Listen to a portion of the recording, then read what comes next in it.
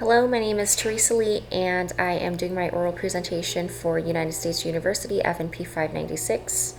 Today I'll be presenting a case of a 47-year-old Asian female TN, date of birth 3/24/1977, who presented to the clinic by herself and a self-historian. Her chief complaint is, quote, a dry cough that just won't stop and worsens at night.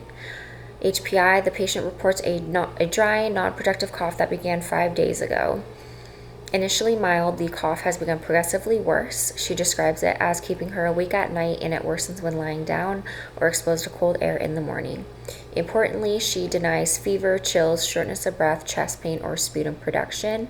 She denies any pain associated with the cough. She uses a humidifier at night and has tried an OTC, so over-the-counter cough suppressant with little to no relief. She was unable to recall the medication that she was taking, and she denies any history of illness in the last couple weeks. Her past medical history consists of type 2 diabetes that is well controlled with metformin, 1,000 milligrams twice daily. She does not have any known lung disease or any significant respiratory history, no family history of it as well. No recent medication changes or sick contacts reported, and no allergies to food or drugs, but she experiences occasional seasonal allergies. The patient's review of symptoms is largely unremarkable. She has no weight loss, fever, or chills, and her respiratory system exam is negative for wheezing, shortness of breath, or crackles.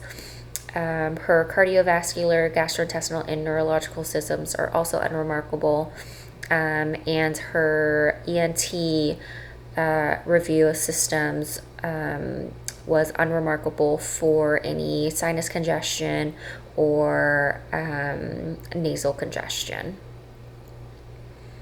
Physical exam, her vital signs are stable with normal blood pressure, 128/80, heart rate of 72, respiration 16, and temperature of 98.6 degrees Fahrenheit. She appears alert and in no acute distress, though mildly fatigued. Her HENT is unremarkable.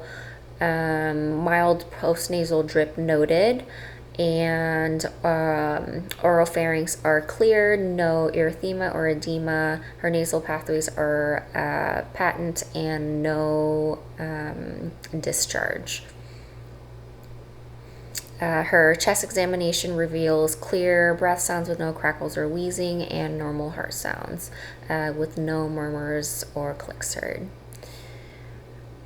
For diagnostics, we did order CBC and BMP, as well as a repeat HbA1c. And then we also put in orders for a chest x-ray to be carried out per patient if she is having worsening symptoms over the next week, or if symptoms persist past a week. Differential diagnoses is acute viral upper respiratory infection. This is the most likely diagnosis. The patient's symptoms, such as of dry cough, no fever, no wheezing, and normal exam findings, are typical for a viral upper respiratory infection. The post-viral cough can often persist after the other symptoms resolve. The next is GERD, as it can sometimes cause a dry cough, particularly at night when lying down. However, the patient doesn't report classic symptoms of GERD, such as heartburn or regurgitation, making this diagnosis less likely.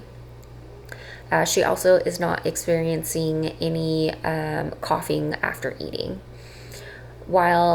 And then the last diagnosis, or differential diagnosis, is allergic rhinitis. While allergic rhinitis can trigger a dry cough due to postnasal drip, the patient has no significant nasal symptoms, eye irritation, or environmental triggers, so this is less likely.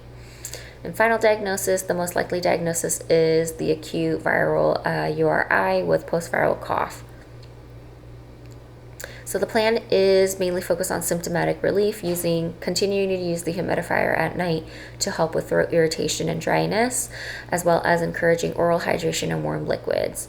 Clinical guidelines recommend a first-generation antihistamine such as diphenhydramine, which is Benadryl, 25 milligrams every 4 to 6 hours, PRN, in combination with an antitussive such as dextromethorphan, extended release 60 milligrams orally every 12 hours. Since she is not experiencing a productive cough or hydration or congestion, she will not need a mucus decongestant. Benadryl can cause drowsiness, so it is recommended that she not take it during the day if she's out and about, really just at night. And then I also suggested avoiding cold air and environmental irritants, which may worsen the cough. As far as follow-up, the patient should return in 1 to 2 weeks if her symptoms persist, worsen, or if new symptoms develop, such as fever or difficulty breathing. If those symptoms do occur, then it is recommended that she follow up with that chest x-ray and making sure that that does get done. As far as patient education, reassuring the patient that the post-viral cough is common and typically self-limiting.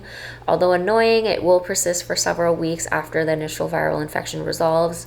Her diabetes, once we get those labs back, hopefully is stable, but it is unlikely to be affecting her cough. And then emphasizing monitoring for signs of a more serious condition such as fever, shortness of breath, or chest pain, and seeking prompt medical care if these occur, such as the ER. In conclusion, TN is likely dealing with a post-viral cough following an acute upper respiratory infection. Her symptoms should improve with symptomatic treatment and will continue to monitor for any changes. With appropriate care and follow-up, she should recover without any complications. Thank you.